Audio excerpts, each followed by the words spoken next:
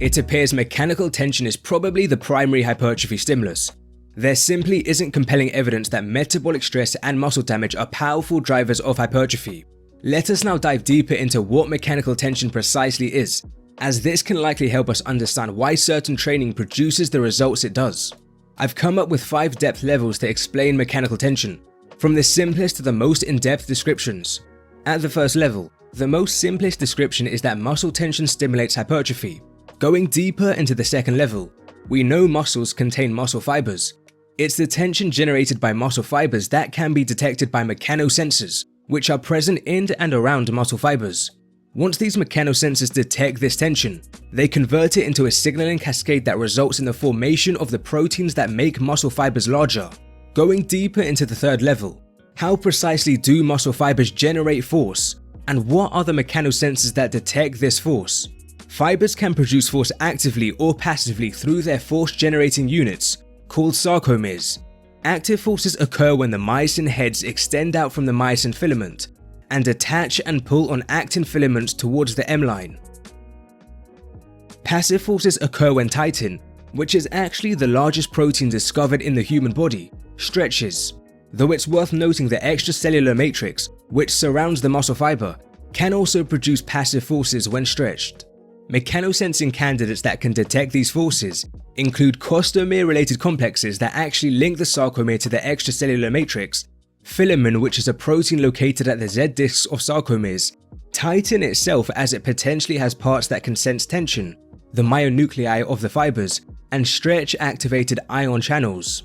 Interestingly, the mechanosensors that detect either active or passive forces could be different. The costomere-related complexes and filamin might only detect active forces, while titin, the myonuclei of muscle fibers, and stretch-activated ion channels may only detect passive forces. Now, these are just some of the candidates, and more research is needed overall before we can make more definitive conclusions on mechanosensors. In any case, once these mechanosensors detect tension, they go on to activate one of the many possible signaling pathways involved in forming the proteins that make muscle fibers grow.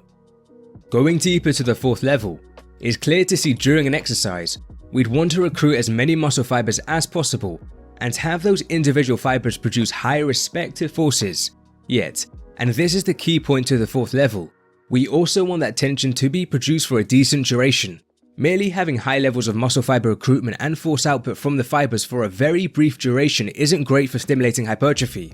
This is demonstrated by the fact that 1 rep max training, that's lifting the heaviest load you can for a single rep, simply doesn't produce much, if any, hypertrophy, despite it involving high muscle fiber recruitment and fiber forces. This is likely because the duration of tension is too short to meaningfully trigger the mechanosensors. Going to the deepest fifth level, we so far know during an exercise, we want to recruit as many fibers as possible and have those fibers produce high forces for a sufficient duration. Yet, and this is the key point to the fifth level, this all needs to be done within a given time window. Let me explain this with an example. Compare performing one set of a 30-second maximal isometric bench press contraction to performing 30 1-second maximal isometric bench press contractions evenly spread throughout the full day. Both are maximal isometric bench press contractions, so involve high fiber recruitment and forces from the fibers, and both involve a total of 30 seconds of very high tension at the end of the day. But which do you think is more effective for stimulating hypertrophy? Probably the first one, the one set of a 30-second maximal isometric bench press contraction, as it involves all the tension within a given time window, which is probably more favorable for triggering the mechanosensors.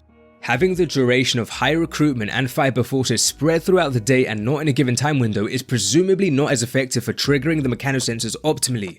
So we arrive at our final overview of mechanical tension.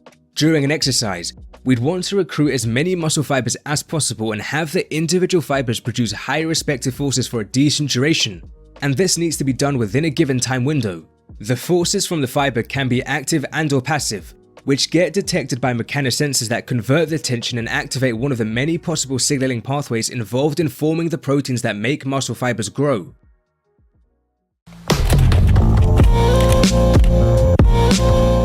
So during an exercise, how do we ensure high mechanical tension overall? Many assume training with heavier loads is the only way to achieve this. Indeed, this is why some speculated that blood flow restriction, which involves using light loads, isn't causing muscle growth through mechanical tension. This isn't a correct view of mechanical tension. Let's explore why. The characteristics of muscle fibers generally lie across a spectrum. On one end are fast-twitch muscle fibers that are large, high-force producing, but very fatigable. These fibers have the greatest growth potential, as alluded to when discussing blood flow restriction training a while back. On the other end are slow-twitch fibers that are small, low-force producing, but highly fatigue resistant.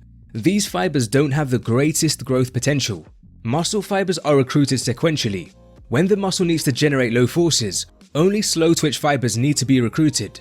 But as a muscle needs to generate progressively larger forces, or as it fatigues while trying to sustain a given force output, those faster twitch muscle fibers eventually get recruited. This sequential recruitment of muscle fibers is known as Henneman's size principle, as it's Elwood Henneman who first discovered all this during his pioneering research in the 1960s.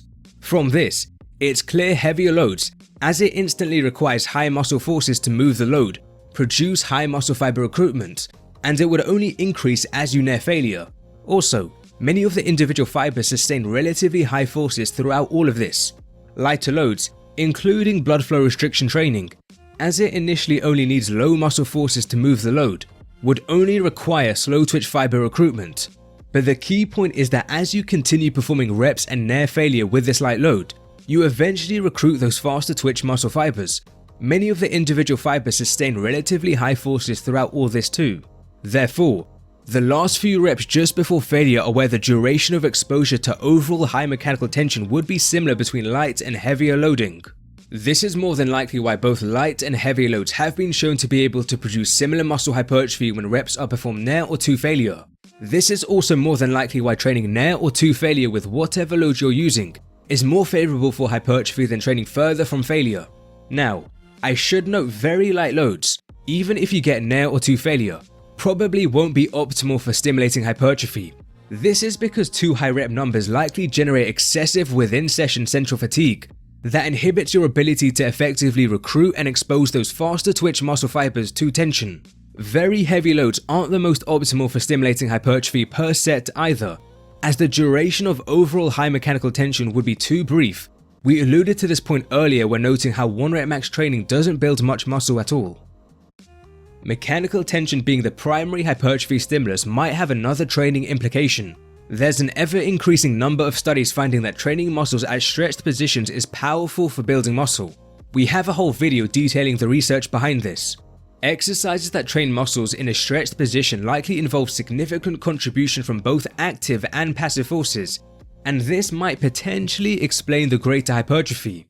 Myosin and actin interact to generate active forces, while titin, and the surrounding extracellular matrix too, generate passive forces.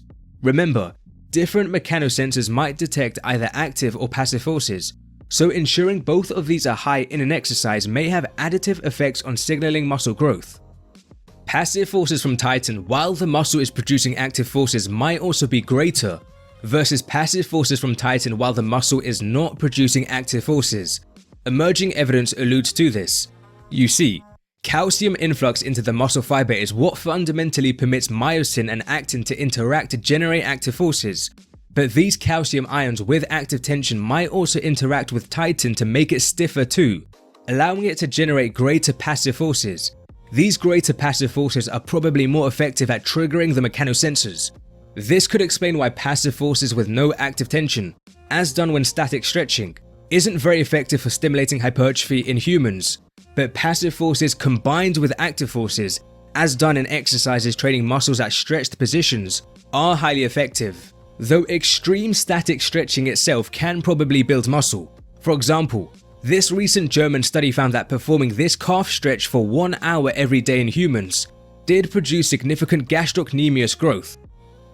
I should mention, although I believe the evidence suggests these things about active and passive tension being additive could very much be the case, otherwise I would not have detailed it, it's 100% not a confirmed definitive fact. Further research is required to validate it, but for the time being, I'm comfortable speculating that what I've described may be what's going on.